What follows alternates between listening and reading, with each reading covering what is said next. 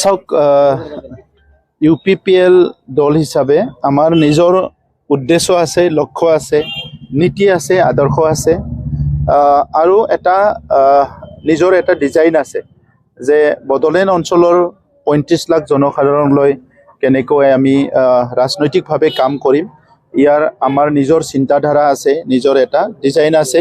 Policy আছে, সেইমতে আমি কাম কৰি আছোঁ। 26ৰ নিৰ্বাচনটো অসমৰ নিৰ্বাচন, গতিকে আমাৰ কাউন্সিল অঞ্চলৰ ৰাইজৰ লগতে অসমৰ ৰাইজে স্বাধীনতাৰ পিছত কি পাইছে, কি পোৱা নাই, কি সমস্যাত ভুগি আছে, এই কথাবিলাক আমি সকলোৱে জানো। UPPL দল হিচাপে এই কথাবিলাক আমি জানো আৰু ব্যক্তিগত হিচাপেও এই কথাবিলাক আমি জানো। গতিকে 26ৰ নিৰ্বাচনত UPPL দলে অসমৰ 140টা বিভিন্ন জনগোষ্ঠীৰ কি সমস্যা হৈছে, হোৱা নাই, অৰ্থনৈতিক, সামাজিক,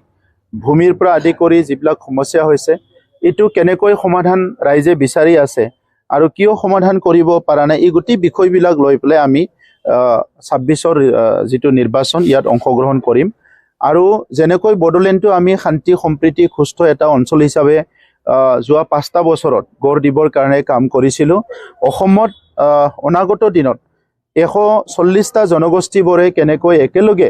সমমৰ্যাদা, সম অধিকাৰ লৈ ভাতৃত্ববোধৰ মাজেৰে নিজৰ পৰিচয়, অস্তিত্ব, আত্মসন্মান লৈ নিজৰ ভাষা সংস্কৃতি সকলোকলৈ জীয়াই থাকিব পাৰে। ইয়াৰ কাৰণে ভাৰতৰ স্বাধীনতাৰ এই দীঘলীয়া সময়ত কি হৈছে, কি হোৱা নাই, এই কথাবিলাক লৈ পেলাই অনাগত দিনত এটা সুস্থ সমাজ গঠন কৰা সেই উদ্দেশ্যটো লৈ পেলাই আমি নেক্সট নিৰ্বাচনত অংশগ্ৰহণ কৰিম। আৰু এলায়েন্সৰ যিটো কথা আছে সেইটো লৈ পেলাই আমাৰ অহা 30-31ত অধিৱেশন আছে, সেই অধিৱেশনত আমি খুব বিতংভাৱে আলোচনা কৰিম। UPPL দল এটা ইণ্ডিপেণ্ডেণ্ট দল, আমি NDAৰ লগত এতিয়ালৈকে আছোঁ আৰু অনাগত দিনত আমি কাৰ লগত থাকিম, কাৰ লগত নাথাকিম, নিৰ্বাচনটো কেনেকৈ খেলিম, ইয়াৰ ওপৰত আমাৰ বিভিন্ন পৰ্যায়ত পৰ্যালোচনা হৈ আছে। আমাৰ জনগণৰ লগত বা আমাৰ বুদ্ধিজীৱীবিলাকৰ লগতো আলোচনা চলি আছে, কাৰণ ৰাজনীতিটো আমি কৰিছোঁ ৰাইজৰ কাৰণে। বড়োলেণ্ডৰ কথা আহিলে 35 লাখ জনগণৰ কাৰণে আমি ৰাজনীতি কৰিছোঁ। অসমৰ কথা অহাৰ লগে লগে ইয়াত 3.5 কোটি লোকৰ বৰ্তমান আৰু ভৱিষ্যতৰ কথাটো চিন্তা কৰি আমি ৰাজনীতি কৰিব লাগিব। তো সেইকাৰণে এই গোটেই কথাখিনি মনত ৰাখি অনাগত দিনত আমি আগবাঢ়ি যাম আৰু এই এলায়েন্সৰ কথাবিলাক লৈ পেলাই আমি পৰৱৰ্তী সময়ত আপোনালোকক অৱগত কৰাম। সেইটোৱে আসন বুজাবুজিটোৱে এলায়েন্স বা কাৰোবাৰ লগত লগ লগাটোৱে এলায়েন্স। এই কথাখিনিক লৈ পেলাই আজিৰ তাৰিখত আমি কোনো সিদ্ধান্তত অহা নাই। অহা 30-31ত যিটো হ'ব লগা অধিৱেশন, তাত আমাৰ প্ৰতিনিধি সভাত আমি খুব ভালকৈ আলোচনা কৰিম। আগে পিছে আমাৰ চৰ্চা চলি আছে, আমি চাই আছোঁ, কিন্তু আমাৰ কথা স্পষ্ট, UPPLৰ কথা যে বড়োলেণ্ডৰ ক্ষেত্ৰত 35 লাখ জনগণ আৰু 26টা জনগোষ্ঠী, অসমৰ ক্ষেত্ৰত 3.5 কোটি জনগণ আৰু 140টা জনগোষ্ঠীৰ কথাটো লৈ পেলাই আমি চিন্তা চৰ্চা কৰিছোঁ আৰু ভৱিষ্যতৰ কাম কৰি যাম। আমিও কৈছোঁ, এতিয়ালৈকেতো আমিও NDAত আছোঁ, কিন্তু পৰৱৰ্তী সময়ত হয় নাই, সময়টো তেনেকুৱাই যাই থাকে, দিনত 24 ঘণ্টা থাকে, সূৰ্য উদয় হৈ সূৰ্য নামে। আলোচনা বিভিন্ন লেভেলত হৈ আছে, বিভিন্ন দল সংগঠনৰ মাজত বিভিন্ন লেভেলত হৈ আছে, কাৰণ পলিটিক্স যেতিয়াই পলিটিক্স হ'লে politician must think of election. So' election অহাৰ লগে লগে আমি ইয়াৰ আলোচনা, পৰ্যালোচনা এইবিলাকতো এনি টাইম হৈ থাকে, কিন্তু সিদ্ধান্তটো এটা সময়ত ল'ব লাগিব। আৰু সিদ্ধান্ত লোৱা সময়ত পাহৰি যাব নালাগিব যে অসমত যে 3.5 কোটি জনগণ আছে আৰু তাত 140টা জনগোষ্ঠী আছে, কোনোবা পাইছে, কোনোবা পোৱা নাই, কাৰোবাক সুৰক্ষিত অনুভৱ কৰিছে, কোনোবা সুৰক্ষিত অনুভৱ কৰা নাই। বড়োলেণ্ড অঞ্চলত 35 লাখ জনসাধাৰণ আছে, কোনোবা পাইছে, কোনোবা পোৱা নাই, কোনোবা আজিলৈকে কিবা এটা বিচাৰিছিলে, পোৱা নাই। এই গোটেই কথাবিলাক লৈ পেলাই ৰাজনীতিক দৃষ্টিভংগীটো ৰাখি পেলাই আগুৱাই যোৱাটোৱে UPPLৰ লক্ষ্য। কাৰো কোনোবা মৰম কৰা নকৰা, কোনোবা গুৰুত্ব দিয়া নিদিয়া, সেইটো লৈ পেলাই কাম কৰি থাকিলেতো নহ'ব। আপোনাৰ নিজৰো লক্ষ্য থাকিব লাগিব, নিজৰো এজেণ্ডা থাকিব লাগিব। গতিকে UPPLৰ নিজৰ এজেণ্ডা আছে। এই অঞ্চলত চিৰস্থায়ী শান্তি প্ৰতিষ্ঠা কৰাৰ কাৰণে কাম কৰিছোঁ, অস্ত্ৰ আৰু হিংসামুক্ত সমাজ গঢ়াৰ কাৰণে কাম কৰিছোঁ, বুনিয়াদী পৰ্যায়ৰ পৰা ইউনিভাৰ্চিটিলৈকে গুণগত শিক্ষা হ'ব লাগে, ইয়াৰ কাৰণে আমি কাম কৰিছোঁ। চ' বিভিন্ন এজেণ্ডা আমাৰ হাতত আছে আৰু সেই এজেণ্ডাবিলাক লৈ আমি কাম কৰিবলৈ আহিছোঁ। ভাৰতত বহুত ৰাজনীতি দল আহে যায়, চবৰো নিজৰ এজেণ্ডা থাকে, কাম কৰে। এতিয়া UPPL দলো এটা ৰেজিষ্টাৰ্ড দল আৰু এতিয়া আমাৰ 2জনকৈ MP আছে, MLA আছে। এটা সুস্থ দল হিচাপে আমি নিজৰ চিন্তা, নিজৰ লক্ষ্য লৈ আমি কাম কৰি আছো আসনৰ কথা অহা নাই এতিয়া কামহে কৰি আছো 15টা সিটত আমি বিটিসিত কাম কৰি আছো আৰু বাহিৰতো সভাখনৰ মানে মুখ্য উদ্দেশ্য আৰু হেৰিটো কেনে আজি সভাখনৰ মুখ্য উদ্দেশ্য অহা 30-31ত আমাৰ অধিৱেশন হ'ব আৰু অধিৱেশনৰ আগত এইটো আমাৰ শেষ কাৰ্যনিৰ্বাহক আৰু ইয়াত আমি কিছুমান দলীয় সিদ্ধান্ত লব লগা আছিলে আমাৰ সেল বিলাক নতুনকৈ গঠন হৈছে আমাৰ বডি ডিস্ট্ৰিক্ট কমিটি ব্লক কমিটিত অলপ ৰিচাপল হৈছে আৰু অনাগত দিনত আমি যিবিলাক এজেন্ডা লৈ কাম কৰি যাম ইয়াৰ ওপৰতে আজি আমি এই CWCত ডিসকাস কৰিম যিটো কোকৰাঝাৰ কাণ্ড হৈছে আপোনালোকেও জানে ঘটনাটো কি হৈছে আৰু বডলেণ্ডত কেতিয়া কেতিয়া কি হৈছে কি হোৱা নাই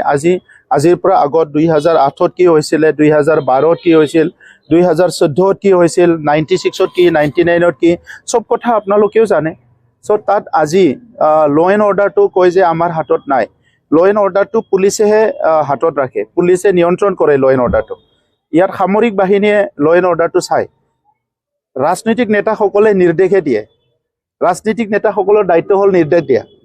মুখ্যমন্ত্ৰী ডাঙৰীয়াটো লাঠি লৈ পেলাই AK-47 লৈ পেলাই শান্তি প্ৰতিষ্ঠা কৰিবলৈ নাযায় তেখেতে পলিচিৰ কাম কৰে এতিয়া ইয়াত মইও 5 বছৰ দায়িত্বত আছিলো মইতো লাঠি লৈ পেলাই যোৱা নাই ক'বাত কাজিয়া কৰিলে যে বন্ধ কৰ কিবা কৰ বুলি কেনেকা বা এৰেষ্ট কৰিব লাগে উঠাব লাগে এটো পুলিচে কৰিব কিন্তু ল এণ্ড অৰ্ডাৰটো নিয়ন্ত্ৰণ কৰাৰ কাৰণে বা পৰিৱেশটো ঠিক কৰি ৰাখাৰ কাৰণে এটা এজেন্ডা থাকিব লাগিব এই এজেন্ডাটো আপুনি তৈয়াৰ কৰিব লাগিব আপুনি আজি দায়িত্বত আছে আপোনাৰ দায়িত্ব এইটো আপুনি জাতি জনগোষ্ঠীৰ মাজৰ সমন্বয় ৰখা শান্তি ৰখা ল এণ্ড অৰ্ডাৰটো ঠিক কৰি ৰখা সেইটো আপোনাৰ দায়িত্ব আজি মই ইয়াত দায়িত্বত নাই কিন্তু যেটো ঘটনা হৈছে এটো শান্তি কৰিবলৈ আমিও কাম কৰি আছো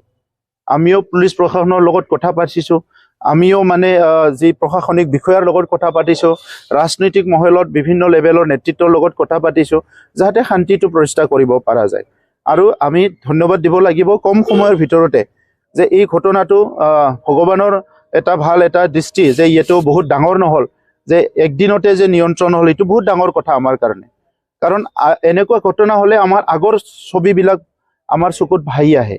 আৰু এনেকুৱা এতিয়া আপুনি এতিয়া দেখিয়ে পাইছে শীত ঠাণ্ডাৰ বতৰত কেঁচুৱা মানে ৰিলিফ কেম্পত থাকিব লগা হোৱাটো এটো সহজ কথা নহয় এটো আন্তৰিকতাৰে ল'ব লাগিব সিৰিয়াসলি ল'ব লাগিব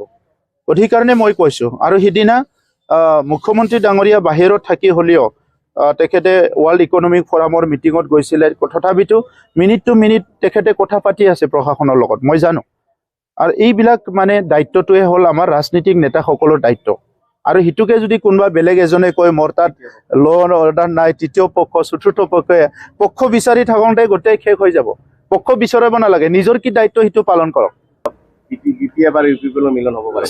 ৰাজনীতিটোত কোনো তেনেকুৱা কথা নাই কি কোনো কাৰ লগত মিলন হ'ব পাৰে নোৱাৰে বুলি এটো সদায় পসিবিলিটি থাকে যে যাৰ লগত মন মিলে আদৰ্শ মিলে নীতি মিলে তাৰ লগতে মিলিব পাৰে কিন্তু যদি আদৰ্শ নাই নীতি নাই উদ্দেশ্য নাই লক্ষ্য নাই তেতিয়াতো মিলিব নোৱাৰিব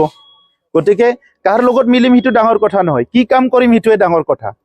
মিলাটো আপুনি যাৰে তাৰে লগত মিলিব পাৰে মিলাত কোনো বাধা নাই কিন্তু কাম কি কৰিব হিটোৱে ঠিক কৰিব লাগিব যদি আপুনি মিলি প্লাই যদি একো কাম কৰিব নোৱাৰে নিমিলাকে থাকিলেওতো একো অসুবিধা নাই আপুনি নিমিলাকে অকলে আছে তাতে যদি মানুহৰ শান্তিত আছে মিলি প্লাই আপুনি অশান্তি কৰি কি লাভ আছে তো সেই কাৰণে আমি চাব লাগিব যে সমাজখন কি ভাল পায় এনডিএ বিপিএফ থাকিলে আপোনালোকৰ অসুবিধা হ'বনে তেখেত সকলেহে কৈছিল এই কথাটো আমি কোৱা নাই